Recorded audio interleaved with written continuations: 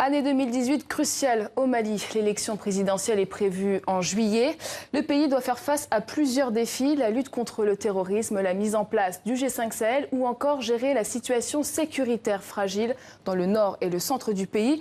Pour aborder tout cela, Soumaïla Cissé est avec nous. Bonsoir. Bonsoir. Alors vous êtes le président de l'Union pour la démocratie et la République et sans doute candidat à cette présidentielle. Alors l'année 2017 a été marquée par une contestation populaire contre la réforme constitutionnelle. Des dizaines de milliers de personnes dans la rue, emmenées par la société civile. Touche pas à ma constitution, Ante Abana. Regardez ces scènes de liesse, la dernière victoire de la rue contre le pouvoir malien qui a fini par céder. On écoute le président Ibrahim Boubacar Keïta. J'ai décidé, en toute responsabilité, de surseoir à l'organisation d'un référendum sur la révision constitutionnelle. Pour le Mali, aucun sacrifice n'est de trop. Alors aux avant-postes de cette victoire, il y avait Razbad, Master Soumi ou d'autres figures de la société civile. Où était l'opposition traditionnelle que vous incarnez?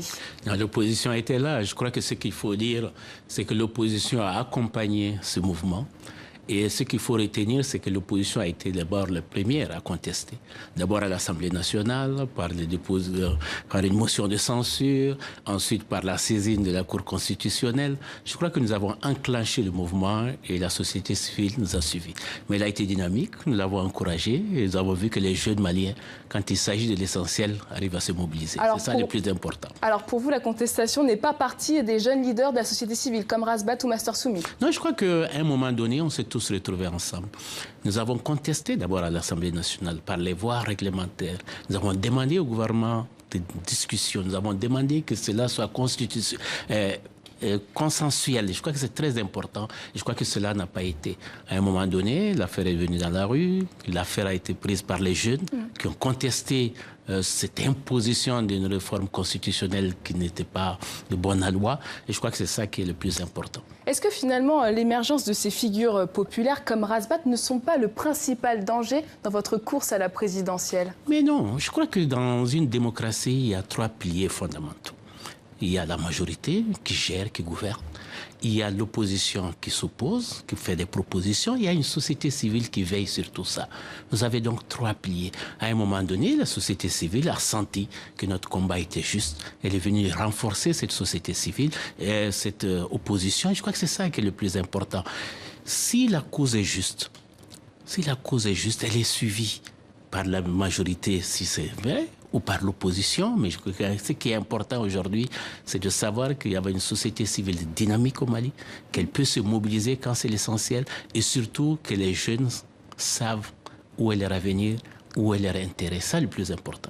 Est-ce que finalement l'émergence de ces mouvements citoyens ne traduit pas aussi cette fracture avec la jeunesse qui ne se retrouve plus dans votre façon d'incarner la politique?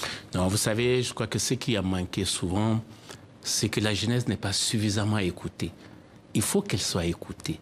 Souvent, certains croient qu'ils ont déjà des solutions pour la jeunesse. Elle a été écoutée par la société civile, en tout cas. Mais la société civile, c'est aussi la jeunesse. Je crois qu'il ne faut pas séparer la société civile de la jeunesse.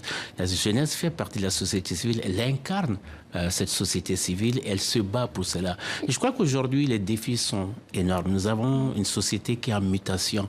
Nous avons aujourd'hui des réseaux sociaux, nous avons une autre façon de communiquer, nous avons une autre façon d'échanger qui fait que les méthodes d'avant sont des méthodes dépassées aujourd'hui. Et je crois qu'il faut pouvoir incarner cette modernité, cette nouvelle technologie. Est-ce qu'aujourd'hui l'opposition n'est pas dépassée? Mais non, l'opposition n'est pas dépassée. Je crois que vous devez savoir que l'opposition a déjà fait énormément de propositions. L'opposition travaille en étroite collaboration avec cette société civile aujourd'hui parce que nous partageons les mêmes valeurs, nous partageons le même combat. Tant que le combat est commun, tant que les valeurs sont communes, il est évident que la séparation n'a pas beaucoup d'intérêt. Ce dont il s'agit, c'est de défendre le Mali. Ce dont il s'agit, c'est de défendre un patrimoine commun. Et ce patrimoine commun, nous le partageons avec les jeunes, nous le partageons avec la société civile. C'est ceux qui n'ont pas compris ça qui font des fractures. Je crois qu'aujourd'hui, nous sommes dans un combat qui doit faire en sorte de sauver notre pays qui, malheureusement... Selon vous, qui n'a pas compris? Les jeunes? Non, je crois que ceux qui n'ont pas compris, c'est ceux qui sont au gouvernement, c'est ceux qui sont à la majorité, qui croient que ce sont les menaces, qui croient que c'est les interdictions de marche qui vont amener la paix. Bien au contraire, il ferait mieux d'écouter, d'être à l'écoute de la société civile, d'être à l'écoute de l'opposition pour que nous puissions sauver notre pays. Alors, l'élection présidentielle est prévue en juillet. Qu'attendez-vous pour officialiser votre candidature? Non, je crois que ce qu'il faut pour être président, il faut être président d'abord d'un pays. Aujourd'hui, notre pays est menacé dans ses fondements. Aujourd'hui, nous avons une gouvernance qui va à volo. Aujourd'hui, les problèmes sécuritaires, les problèmes de stabilité même de notre pays sont en cause. À partir de là, nous devons nous atteler d'abord à sauver le pays. Est-ce que vous allez vous présenter? Nous verrons. Ce qu'il faut aujourd'hui, c'est un peu trop tôt de se prononcer. Ce que nous essayons de construire, c'est un large front. Un large front pour aller à l'essentiel. Aller à l'essentiel aujourd'hui, c'est d'aller vraiment à un changement de notre pays. Aller à l'essentiel, c'est de faire en sorte que le président sortant sorte effectivement et que nous prenions notre destin en main, que la gouvernance soit revue justement pour réussir. Et pour cela, ce n'est pas une affaire d'un individu, c'est une affaire d'un groupe, c'est une affaire d'un ensemble. Et c'est ce mouvement qui est en marche aujourd'hui au Mali. Justement, l'opposant Thiébilé Dramé, dans une interview sur RFI, appelle à une candidature commune de l'opposition. On l'écoute. Je suggère le plus large rassemblement possible de toutes les forces du pays autour d'un projet pour justement relancer le processus de paix au nord, éteindre le feu au centre. Vous voyez que je réponds à votre question. Donc vous appelez à une candidature commune de l'opposition. Exactement, autour d'un projet. Alors, estimez-vous, en tant que premier parti d'opposition et deuxième à la dernière présidentielle, que vous êtes le candidat naturel? Non, il n'y a pas de candidat naturel. J'ai échangé avec Thiébilé sur ce sujet bien avant son interview. J'avais échangé avec d'autres chefs de parti et nous avons tous convenu que nous devons faire des efforts pour avoir une candidature unique. Parce qu'aujourd'hui, le combat, c'est de sortir de la situation dans laquelle on est. Si nous continuons comme ça, le Mali va sombrer. Et nous en sommes conscients. Qui ferait l'unanimité selon vous alors? Je crois que nous verrons. Je ne peux pas décider de l'unanimité. Mais ce qui est important, c'est qu'on sache que nous devons mettre nos forces ensemble. Nous devons être plus forts. Être plus fort, c'est être ensemble. Et de partager, comme Thiébilé l'a dit, une offre commune. Et cette offre commune, nous sommes en train de la préparer. Et je vous assure que nous y arriverons. Vous seriez prêt à vous ranger derrière une autre candidature que la vôtre? Absolument, sans hésiter. Ce qui est important pour moi, c'est de sauver mon pays. Et notre pays est menacé. Toute personne qui ferait l'unanimité, qui ferait en tout cas le large consensus, nous le suivrons et nous nous battrons pour lui. Ce n'est pas une affaire individuelle aujourd'hui. Le Mali a atteint un point de naufrage extrême. Et il faut sortir de cela. Donc le message est entendu. Certains de vos compatriotes vous voient, je cite, comme un nordiste, car vous êtes originaire de cette région du Mali, traversée par des rébellions sécessionnistes et par la violence terroriste. Est-ce que c'est un handicap pour vous d'accéder à la présidence? Non, vous savez, moi je suis malien et je suis fier d'être malien. Cela me suffit. Ce n'est pas un handicap du sud. Pour vous. Non, ça ne peut pas être un handicap. Vous savez, j'ai été 2 fois candidat aux élections présidentielles.